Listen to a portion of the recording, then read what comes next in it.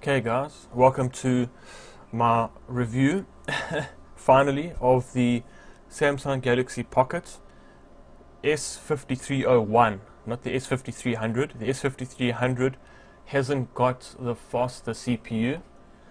Okay, the S5301 has 850 megahertz CPU. Sorry about that, guys. Okay, the specs here, it has UMTS HSDPA 7.2 megs on the 900 megahertz and the 2100 megahertz spectrum. Okay, it's quad band capable, so it supports the 850 megahertz, 900 megahertz, 1800 megahertz, and the 1900 megahertz. Okay, now that basically means that I can take the phone into any country. I can, because it's unlocked for any network, into any country, and I can use any one of the available cell phone providers that are there. Like in the UK, if I took this phone to the UK, I could use it on O2, Vodafone, Orange. I don't know what the other one's called, and it would work. Okay. It has a 2.8-inch QVGA TFT LCD screen. Now, for those of you who don't know, the LCD, okay, is not measured this way or across. It's measured diagonally, okay, across that way from corner to corner, right? It has the touch face interface is the TouchWiz for Android. I haven't changed it. I've left it the way it is. It's Wi-Fi certified. It uses the new wireless N standard, which has transfer speeds of up to 300 megs. Okay, it's got Bluetooth, and it's running Android Ice Cream Sandwich, which I think is 4.1, 4.0. Sorry, 4.0. Okay, so those are the specs. Okay, there's the box. Sorry, turn that round. Okay, Galaxy Pocket. I don't know if you can see that. Let's have a look here. See this? Sorry, see the sticker here? 850 megahertz CPU. I would macro that out, but my webcam isn't that good. Okay. Here's the specs here if you want to see them. Okay, that actually doesn't look very. Quality's not too good. Let me just try to see Android. Right. Okay, you can pause it there and read that if you want. Okay. Okay, so now let me start with the negatives first. Okay, when I got this phone, it worked perfect, right? It also supports a micro SD card up to 32 gigs. Okay, now what I thought I would do when I got the phone was I would put a micro SD card in, because I've got albums. Music, pictures, stuff like that. Okay. I already had a micro SD card lying around. I think it was a Transcend. It was 2 gigs. Pop that in. Okay, cool. It worked. Okay. Almost, I don't know, it was probably 3 or 4 days after I put the card in, I started to get extreme lag in the phone. Okay. Sometimes when I'd push the home button like so, my home screen wouldn't come up, or it would act as if the phone had been turned off. Okay, I'd have to physically do a hard reset on the phone. That's problem number 1. Okay, problem number 2 was I had a lot of apps that would just stop working. Okay, now I'll show you what I'm talking about. Let me just put my code in here. Okay, now that's my home screen. I don't know if you can see that. Probably can't. Okay, so I'll show you what I mean. When I would launch an app, right, specifically the error message that I would get would be the app name, okay, and it would say Facebook, would say Facebook has stopped working, and then it would crash back to the home screen. Now I've still got an app on here that's giving me that issue, and it's the Kick Messenger. I don't know if you can turn it this way. I don't know if you can see that. Okay, yeah, oh, sorry, guys. You can see my webcam, pretty shitty webcam. Oh, okay. There's it there, right? Kick Messenger. Now, if I launch that, let's see what happens. It's just a white screen. That's why you're getting the whitewash. Black screen, and there's the error. Okay. Kick Messenger has stopped. Okay, and if I push, okay, it goes back to the home screen, or back to the screen where the app was. Now, I don't know why it's doing that, but what I found was that particular error was happening with not all the apps. It was happening with a few of the apps that I had, Vine being one of them. Okay. I don't know why it was happening, and I was actually getting pretty frustrated. I sent an email off to Samsung themselves. Okay, I didn't send an email to the provider that I bought the phone on. I went to Samsung directly because that's who makes the phone. Okay, if you didn't know, ultimately, if you've got a problem with the phone and it's a hardware-related problem, most of the times you'll send it to your carrier. Okay, your carrier won't. If they can't fix it, they'll send it to the phone manufacturer, which in this case is Samsung. Okay, that's who they'll send it to. So I went to Samsung directly myself. I emailed them. I said, look, this is the problem I'm having. And I specifically said that I was highly disappointed in Samsung because I bought this phone on recommendation by friends and family saying that it was a good phone. And that I had nothing but problems with it 4 days after I had purchased the phone. Their response to me was that I should take the phone to a Samsung repair center. They gave me the address of one. That's not too far from me, because they suspect that it might be a hardware problem and that they would need to look at it, and they would then advise me how long I would be without the phone.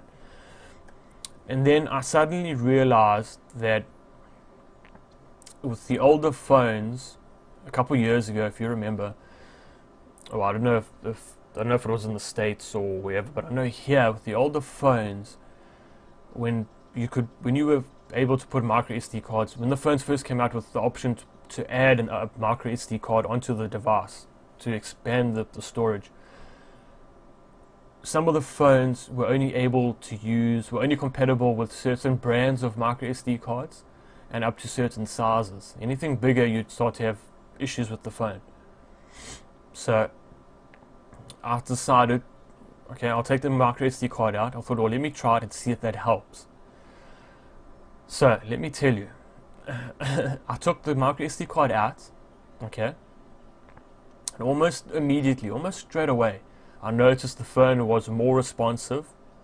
The response time there wasn't a massive increase, but it was noticeable.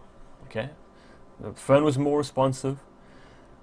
When I push the home screen actually comes on. Okay, up until now, I'll see if that fails at any time today. Some of the apps were working. Vine, if I open Vine, let me just put my passcode in there. Spin this round so you can see my Vine. Okay, there's my apps. If I launched the my Vine app, now you'll see here, there, you see that little video camera logo? That's the Vine capture widget. Okay, so instead of launching the Vine app itself, I can launch this, launch that. Sorry guys. Here's my webcam. I'm actually waiting for my new one to come in the mail. You'll see, okay, so here, this launches the Vine capture directly. Alright, I'll do a review on this as well. Okay,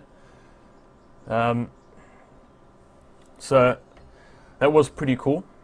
So that works. So now I know that it had something to do with the micro SD card in the phone, something to do with the way the phone accessed the micro SD card. I don't know why, but that's the way it was. Okay, I'll come back this way. So that was mainly the two biggest issues I had with the phone. Okay, I thought I gave up my iPhone. My iPhone was quite an old one, I'm not gonna lie. I sold it, bought this. I thought, well, this cost me 900 bucks. Okay, and then you can convert that to whatever your exchange rate is. This cost me 900 Rand, South African Rand. So if you want to do a conversion into your local currency, dollars or pounds or whatever, you can see what it would have cost you in your local currency. This is not the entry level, but this is one of the better entry level devices for Android. Thought I'd buy this phone, test drive it for an Android device, see how I like it. If I like it and I want to stay with Android, I'll probably upgrade this to either the S3 Mini or the S4. If I decide to go back to Apple, I'll obviously get the iPhone 5 or the 5S. That's rumored to come out later this year. So we'll just have to wait and see. But this is the full review, okay? This has, let me just put my pin code in, sorry. This has a number of home screens, okay? This has a lot of home screens, okay? On my home screen, you can see the apps that I have. Right? I've got my weather app at the top, I've got Google search there, and at the bottom I've got my main apps. I've got my WhatsApp, my camera app, my Instagram app, and my Google Play Store app. Okay, that's what I use. If I go this way, oh sorry, wrong way, let's go that way, there. Okay, these are the main apps that I use. There I've got GetGlue, Facebook, Vine, I've got Speed Test. Okay, if you guys want to see a speed test on the HSCP network here in South Africa, I can do that. That'll be a separate video or a screenshot which I'll insert now. Yeah, I want to change my wallpaper. This thing here with the wavy lines and what have you is shit, just to say the least. Okay, I want to change that. So I think that's about going to do it for my review.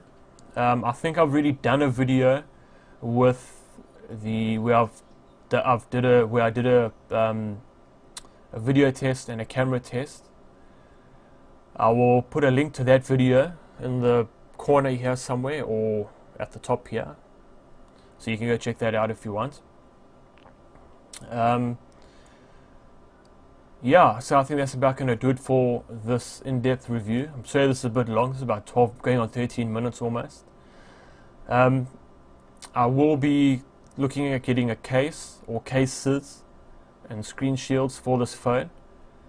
And I'll do reviews on that. For some reason, I don't know why, it is a little bit difficult to find decent cases and screen shields for this particular device, here in South Africa anyway, as well as online. I've looked online.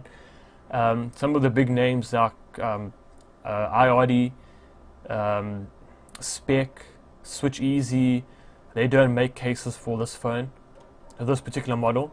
They make for the S3 and the S4. They don't make for this. The screen shield, I was able to find Zag. If you know Zag Invisible Shield, I can get for this phone, and I'm not too keen on doing that. I had an invisible shield on my iPhone. And I don't know if I want to get one for here, for this phone. But if I do, I'll do a install as well. If you didn't see the one on my iPhone, yeah, I'll get a case. I'm looking at getting a sports armband for this phone. For when I go to gym and I train, I like to jam the tunes. If you know what I'm saying. I want to get a normal case as well. I just haven't been able to find a manufacturer that I like. I found a lot of Chinese manufacturers, and my past experience with Chinese manufacturers is they're very low quality. Although they're cheap to bring into the country, they're very low quality, which can be expected anyway. So be that as it may, I'm trying to look for some decent manufacturers who manufacture cases for this phone. Yeah, so I think that's about going to do it for this review. I will be doing what's on my Android video. I'll probably do that next week, where I'll take you through what my what apps I have on my phone, which we've already had a small little preview, but I'll do an in-depth review on that. What are my favorite apps that I use? What are the ones that I don't use very often? Yeah, so thanks for watching. Don't forget to subscribe, like, rate, favorite, comment. Please comment if you've got this phone, if you've had any issues using this phone, the Samsung Galaxy Pocket Plus, the GT S5301. Put a comment down below. Put a comment down below in the comment box, telling me what your issue was and what you had to do to fix it. Okay? If you've got some good comments, by all means put them there. I'm not knocking the Galaxy range of phones, I'm not knocking this phone. If you've got comments on how good the phone was, put them there. Okay? The other thing that I found out as well is I cannot update this phone to Jelly Bean. Okay? Those of you that know, so I'm sorry guys. Those of you that know, this comes with Ice Cream Sandwich 4.0. I initially wanted to upgrade this to Jelly Bean. I downloaded the software for the phone. That's also the other thing that I forgot to mention, is that in the box, right, this is literally the size of the box. Okay, for comparison, here's the phone, right? There's the phone in the center, right? That is literally the size of the box. Okay, in the box, I didn't get any software for the phone like you normally would. I didn't get a USB cable. The only thing I got in the box besides the phone itself was the phone, the battery, the quick user guide, and the headphones, and the charger. Okay, software and USB cable I did not get with this phone. For me, that is a massive deal breaker. Okay, if you buy a phone, above anything else, it has to come with a USB cable and it has to come with software. Whether or not you use the software for the phone is another story, but you know, that's what it comes with. This is actually the first phone that I've ever bought brand new that hasn't come with a USB cable and software, PC software. So anyway, be that as it may, I downloaded the software for the phone. Sorry about that, guys. Still a little bit flu. I've got a bit of a sinus issue. I downloaded the Samsung software for this phone, which is called Kies, Kies. Okay, which pretty much does nothing for the phone. Okay, if you want to back up your phone, update the software, which you can't do on this phone, you use Kies. You use your software that comes with the phone. One of the biggest things for me was I found out that I couldn't update to Jelly Bean on this phone. Okay, I emailed Samsung. They said that they don't know if there will be an update, a Jelly Bean update for this specific phone, the S5301. Sorry guys. They don't know if there will be a Jelly Bean update for this phone. There isn't one now at the moment, and they don't know if there will be one in the future. If you don't know, rumors of Android, the next Android to be released later this year will be Key Lime Pie.